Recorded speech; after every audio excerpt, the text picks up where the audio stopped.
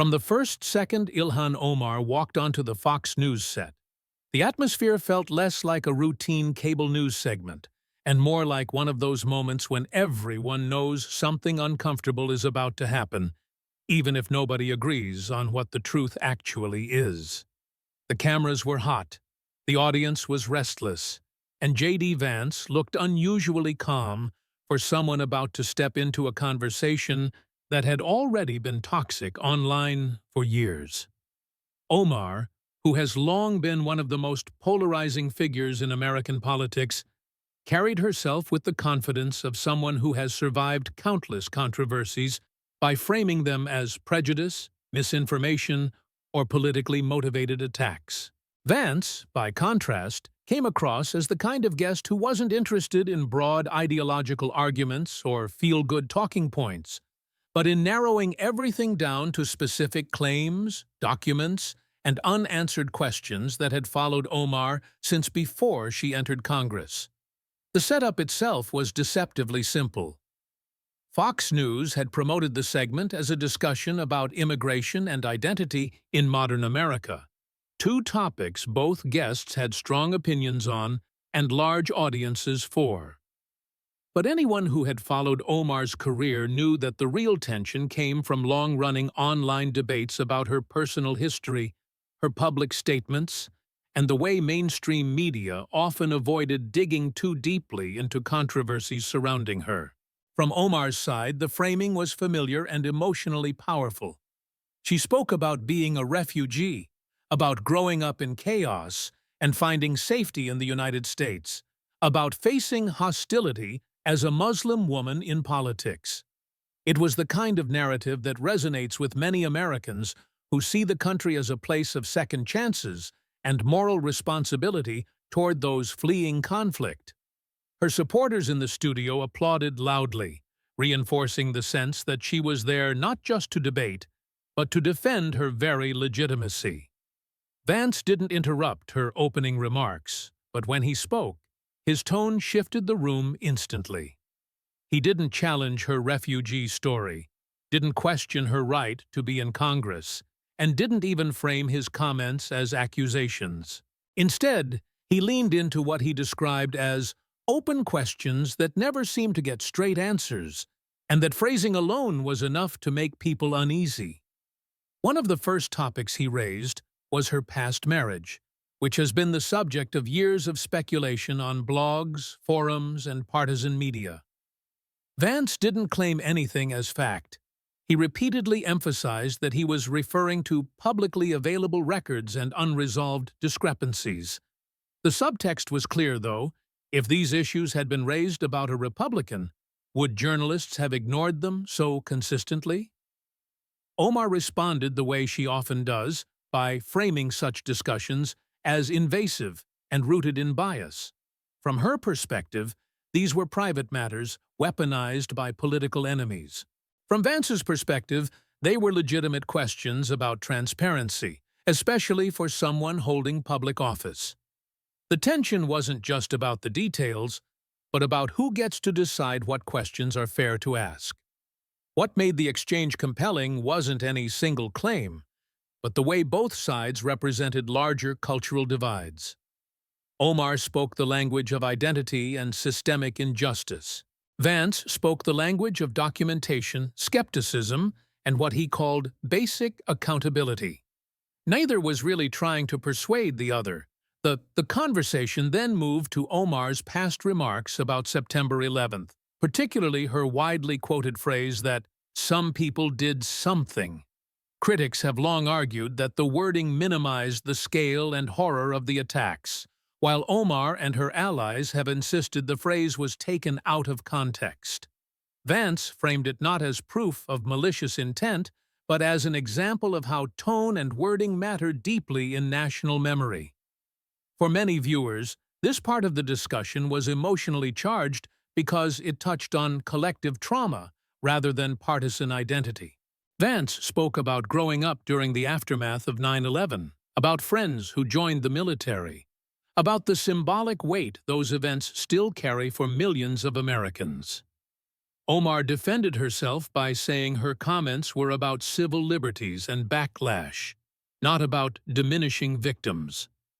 The clash wasn't about facts, but about interpretation, and whether public figures should be held responsible for how their words are received, not just what they claim to mean.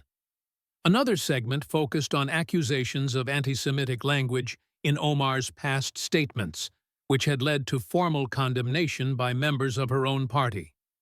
Vance cited those resolutions not as moral verdicts, but as evidence that even her political allies had felt the need to distance themselves at times. Omar argued that criticizing Israeli policy should not be conflated with hatred toward Jewish people, a position shared by many activists but rejected by others. Here again, the debate wasn't about proving guilt, but about perception. How much of Omar's controversy comes from genuine problematic language, and how much comes from opponents eager to frame her as extreme?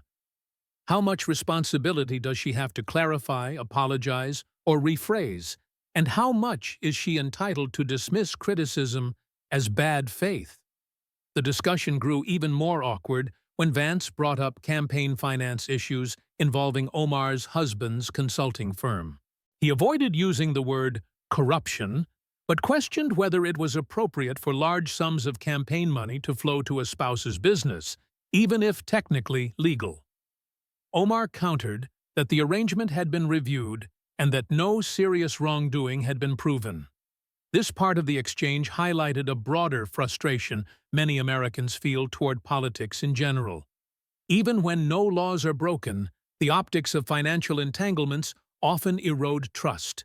Vance tapped into that cynicism by suggesting that transparency isn't just about legality, but about maintaining public confidence in institutions already struggling with credibility. Perhaps the most controversial moment came when Vance referenced Omar's trip to Somalia and her speech there. He played clips where she spoke warmly about her heritage and suggested that audiences ask her what country she's from. Vance interpreted this as symbolic ambiguity about national loyalty, while Omar framed it as a message to diaspora communities about identity and belonging. This exchange illustrated how differently the same words can be understood depending on political lens. To some viewers, Omar sounded like someone celebrating her roots while serving in America. To others, she seemed reluctant to assert a clear sense of national allegiance. Neither interpretation could be conclusively proven, which made the argument more about feelings and values than evidence. As the segment went on, the studio audience became increasingly reactive. Omar's supporters cheered when she spoke about discrimination. Vance's supporters applauded when he emphasized military service and civic duty. The hosts tried to maintain neutrality, but the dynamic felt more like a courtroom drama than a talk show. Vance frequently referred to his background as a Marine, not to claim moral superiority, but to explain why issues like terrorism, national identity, and public trust mattered deeply to him.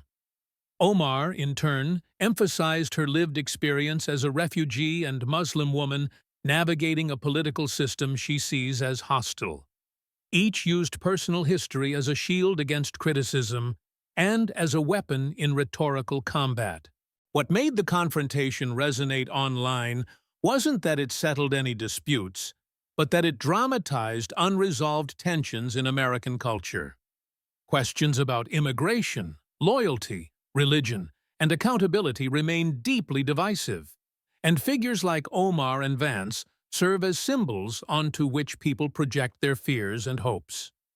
After the broadcast, social media exploded with clips, memes, and conflicting narratives. Some viewers claimed Vance had exposed long-ignored issues. Others accused him of recycling conspiracy theories and attacking a woman of color for political gain. Neutral observers noted that many of the claims raised were old, disputed, and far from legally settled. In that sense, the segment functioned less as investigative journalism and more as a mirror of political polarization. Facts were secondary to interpretation, and interpretation was driven by ideology. Each side left convinced it had won, which is usually a sign that no real consensus had been reached. What lingered most was not any specific allegation, but the atmosphere of distrust. Why do some politicians face intense scrutiny while others seem protected by sympathetic media? Why do accusations, even when unproven, stick so easily to certain figures? And why does American political debate increasingly resemble reality television, where drama matters more than resolution? The Omar-Vance encounter didn't answer those questions, but it exposed how deeply embedded they are in public discourse. It showed how personal narratives can clash with demands for transparency, how symbolic language can trigger outrage, and how difficult it is to separate legitimate inquiry from partisan storytelling.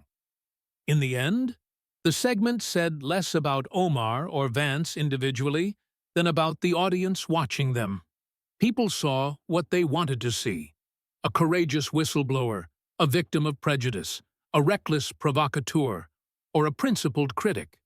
The truth, as usual, remained somewhere in the uncomfortable space between certainty and doubt.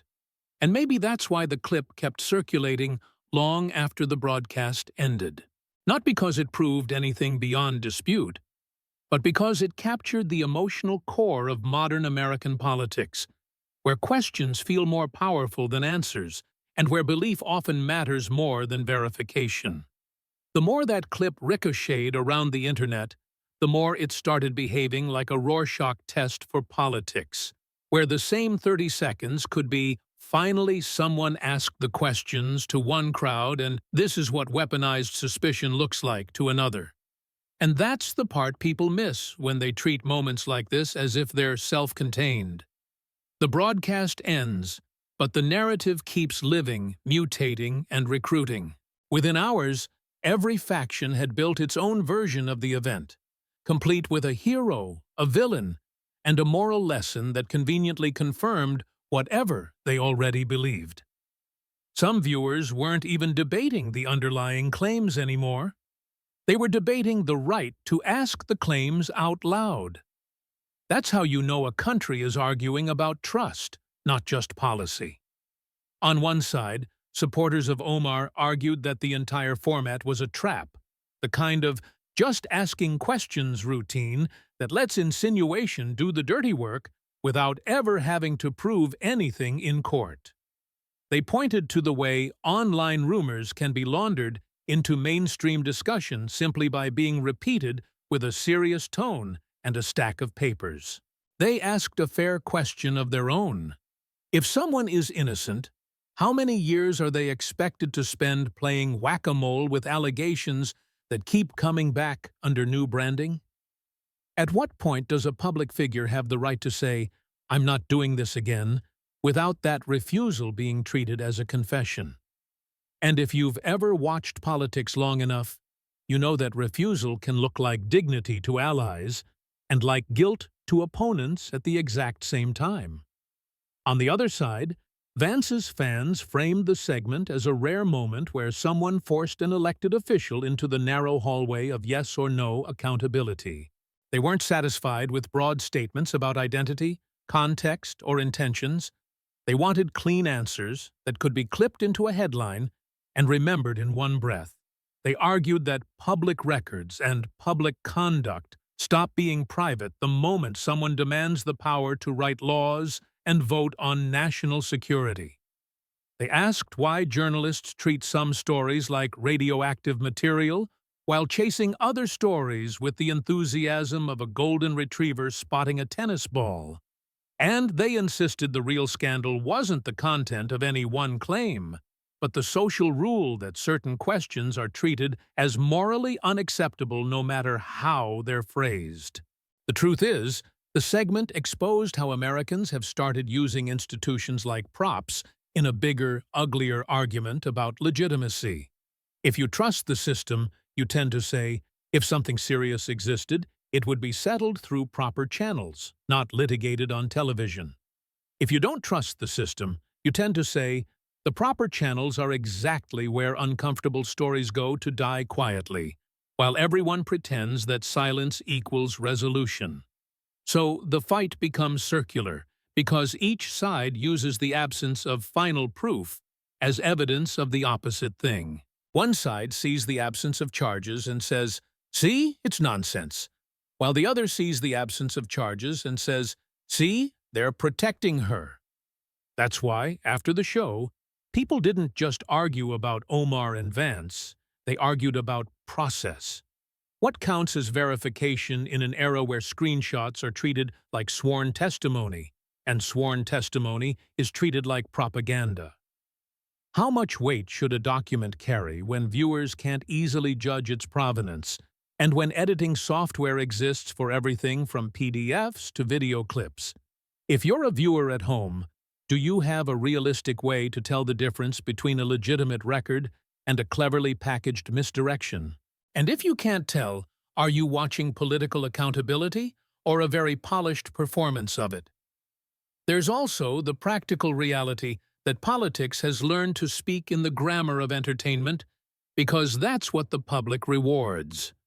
A careful, caveated statement sounds weak next to a confident accusation, even when the careful one is more honest. A nuanced discussion feels boring next to a confrontation that offers emotional payoff and a clean ending, even when the ending is basically just applause. And the more the culture becomes addicted to that payoff, the more every conflict is staged like a final boss battle, complete with dramatic pauses and perfectly timed screen graphics. If you've ever wondered why public trust is collapsing, it might be because we keep turning civic life into a spectacle, and then acting surprised when the audience behaves like an audience. The most interesting reactions came from people who didn't like either camp, because they tended to ask the questions everyone else avoided.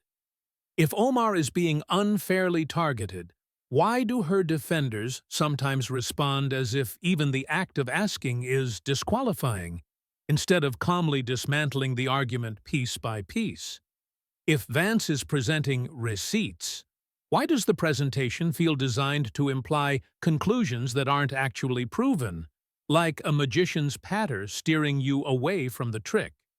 If the goal is truth, why does every side seem more excited about humiliation than clarity? And why does America keep confusing moral certainty with factual certainty, as if feeling strongly can substitute for showing your work? Some of the louder commentary fixated on whether Omar should have answered more directly in the moment. But there's a deeper issue. The format itself rewards the kind of certainty that real life rarely provides. Television doesn't like, "I don't know," that's disputed, or "Here are the limits of what we can prove," because those phrases don't trend. So guests adapt, and they either deny everything in sweeping terms or accuse everything in sweeping terms, because sweeping terms win the room. And the audience learns to treat the winner as the person who looked strongest, not the person who was most accurate. Then there's the way identity gets pulled into it, sometimes sincerely and sometimes strategically. Omar's supporters saw attacks on her as part of a wider pattern where certain Americans are treated as conditional citizens, always required to prove they belong. Vance's supporters saw her responses as part of a different pattern, where accusations of bias are used as a shield to avoid accountability that would be demanded of others. Both claims can feel emotionally true to the people making them, which is exactly why this stuff is so combustible. Because when people argue from lived experience, they don't just defend a politician, they defend their own sense of reality. The conversation about campaign finance was where a lot of viewers unexpectedly found common ground, not because they agreed on Omar specifically, but because the whole system makes people tired. The average voter has been trained to believe that politics is full of clever legalities that are still morally gross. Money moves through consulting firms, vendors, and committees, and even when it's technically allowed, It can still look like a private club taking care of itself. So when Vance hammered the optics, he was tapping into something bigger than one person. The suspicion that politics always seems to land softer on insiders. And when Omar defended the arrangements as reviewed and lawful, she ran into the public's growing belief that lawful and honorable aren't always the same thing. A few commentators tried to play referee and asked the only sane question in the middle of a screaming match. What would actual resolution look like here? If you believe Omar is innocent of every insinuation, what evidence would convince the skeptics who are determined not to be convinced? If you believe there are serious unresolved issues, what evidence would satisfy the standard of fairness without turning the country into a permanent rumor tribunal? Do we want a society where public officials can be endlessly smeared with insinuations that never have to meet a legal threshold, as long as they're packaged as concerns? Or do we want a society where powerful people can avoid questions indefinitely by declaring the questions offensive and refusing to engage? The grim answer is that many people don't actually want resolution, because resolution ends the content stream. A permanent controversy is politically useful. It motivates donors, energizes audiences, and keeps everyone's attention locked in place. And when a controversy becomes an identity marker, giving it up can feel like betraying your side, even if you privately suspect the story is messier than the slogans. So the incentives push everyone toward escalation, toward sharper framing, toward claims that are harder to retract later. That's how a single segment becomes a long-running franchise. There was also a quieter reaction that didn't get as much airtime. Fatigue from Americans who are sick of being asked to choose between two realities every time they open their phones. They're tired of being told that skepticism is either courage or bigotry, depending on the target. They're tired of being told that criticism is either accountability or harassment, depending on who's speaking. They're tired of watching politicians and commentators talk about truth while clearly chasing the emotional hit of a viral moment. And they're tired of the fact that the public square has turned into a place where the loudest certainty wins, even when certainty isn't earned. If you zoom out, the Omar-Vance clash is a case study in how American politics has moved from argument to prosecution without the guardrails of a courtroom. In a courtroom, there are rules, standards, and consequences for misrepresentation, at least in theory. On television, the consequences are mostly reputational, and reputation is already fragmented into 1,000 bubbles where everyone sees a different movie. So a guest can present a narrative that feels airtight to their fans and feels like reckless insinuation to their critics. And both groups walk away feeling validated. It's less like persuasion and more like signaling, a performance designed to tell your side, "I'm one of you." And maybe that's the most honest takeaway. The segment wasn't built to solve a mystery. It was built to harden tribes. It reminded the country that we've lost a shared sense of what counts as proof, what counts as fairness, and what counts as good faith. It showed how quickly discussion about policy turns into discussion about identity, morality, and belonging. It showed how easily the public confuses intensity with truth, especially when the presentation is slick and emotionally charged. And it showed that in modern politics, the most powerful weapon isn't a fact or a lie. It's a question asked in a way that makes the answer feel impossible. So the clip kept circulating, not because it ended the story, but because it fed the deeper hunger Americans have right now. The hunger to feel certain in a world that keeps slipping out of focus. Some people watched and thought, finally, accountability. Some people watched and thought, finally, proof of how ugly this has become. Most people watched and thought, I don't know what to believe, but I can't look away. And that, more than any single allegation or defense, is what makes moments like this politically profitable and culturally corrosive at the same time. As the dust settled, what lingered wasn't a verdict, but a mood, a low-grade anxiety that the entire political system is slowly training people to distrust not just institutions, but the very idea of shared reality. Every viral confrontation now seems to follow the same script. Two people walk in with completely different assumptions about what counts as evidence, and they walk out with those assumptions even more hardened. The audience doesn't leave better informed. They leave more emotionally invested in their side's version of the story. And the more emotionally invested people become, the less they care about whether anything can actually be resolved in a meaningful way. It's not about finding out what's true anymore. It's about making sure your narrative feels stronger than the other one. That's why moments like this feel satisfying in the short term and hollow in the long term. You get the drama, the tension, the feeling that something important just happened, but you don't get closure. Instead, you get a new batch of talking points that will be recycled for months, maybe years, each time slightly reshaped to fit whatever new political context emerges. For Omar's critics, the segment becomes another piece of evidence in a long chain of doubts. For her supporters, it becomes another example of how certain politicians are permanently put on trial in the court of public opinion without ever being formally charged with anything. What makes this cycle especially corrosive is that it quietly changes how people think about legitimacy. If you grow up watching politics as endless accusation and counter-accusation, you start assuming that everyone is hiding something and that the only difference is who's better at controlling the narrative. Trust stops being something earned through institutions and starts being something granted only to people who feel emotionally familiar. You don't believe a claim because it's verified. You believe it because it comes from someone you already like or dislike.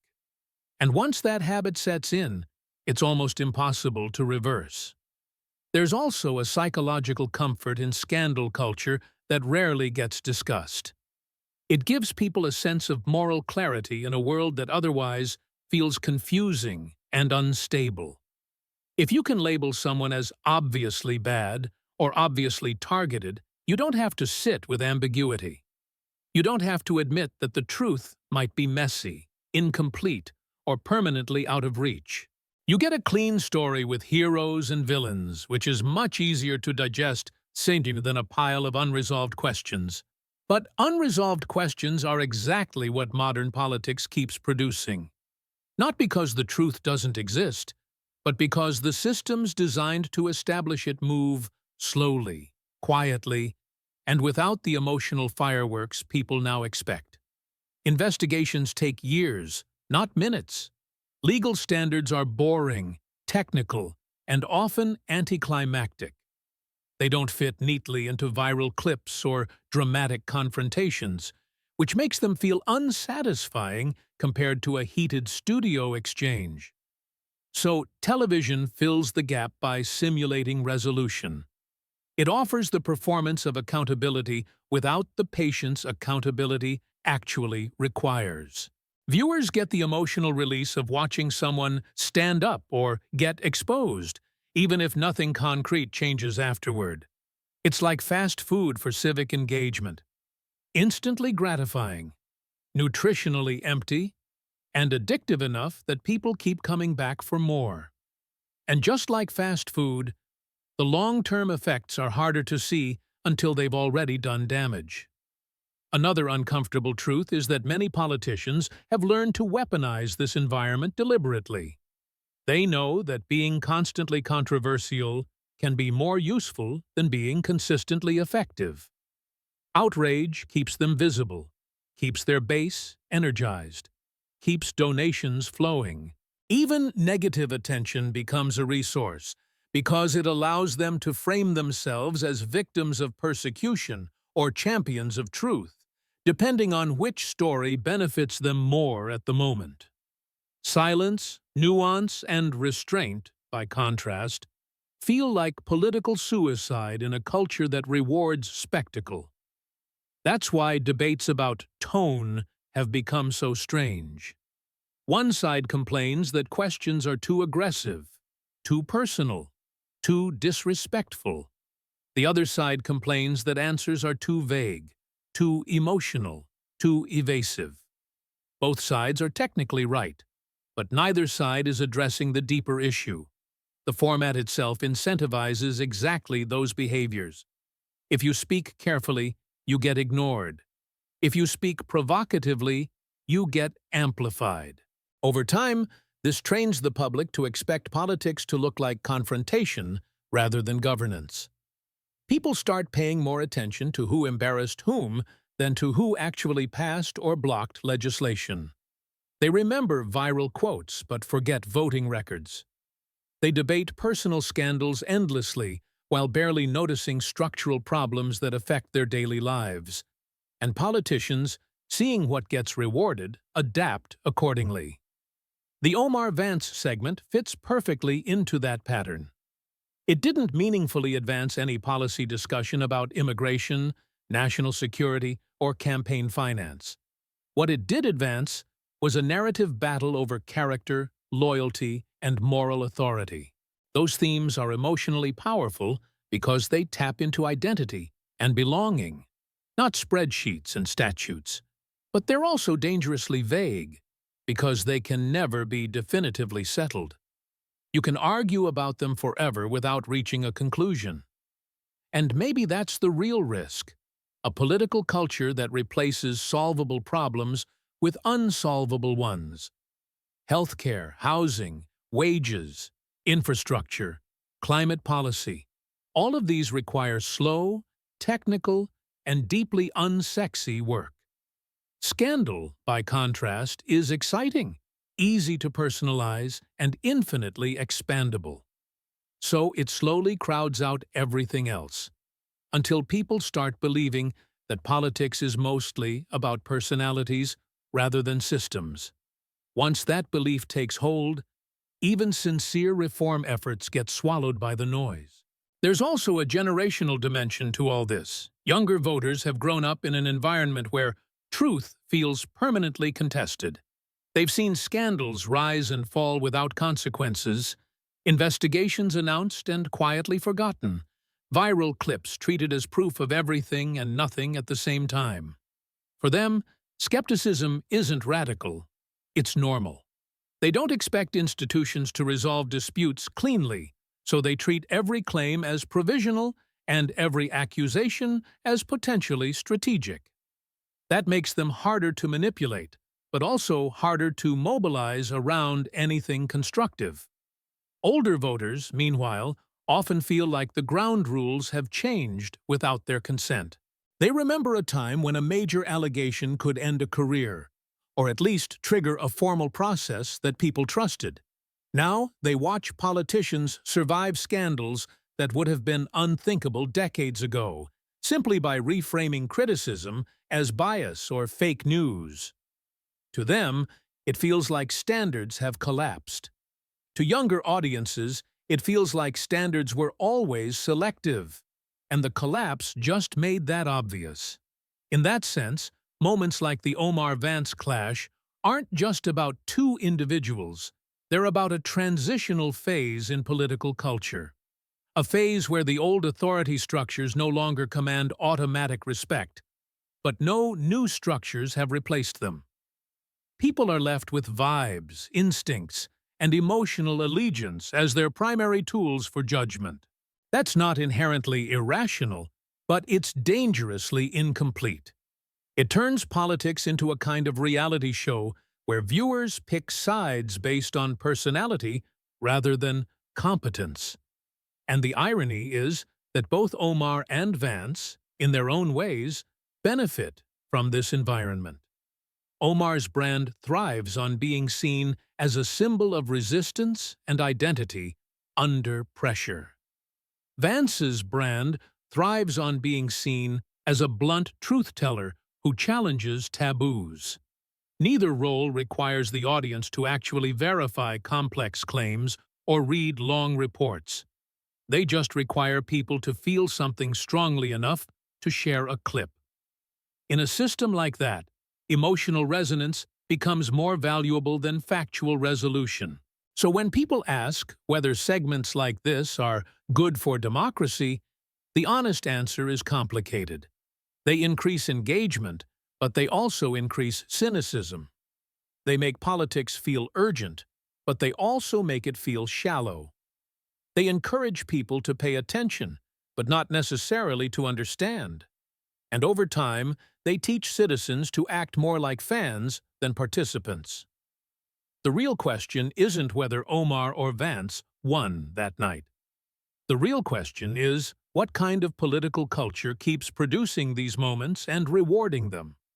A culture where outrage is easier than explanation, where confrontation is more profitable than problem-solving, and where unresolved suspicion is treated as entertainment. In that culture, truth doesn't disappear, but it gets buried under layers of performance. And the audience, even when it senses something is wrong, keeps watching anyway, because not watching feels like opting out of the only show in town.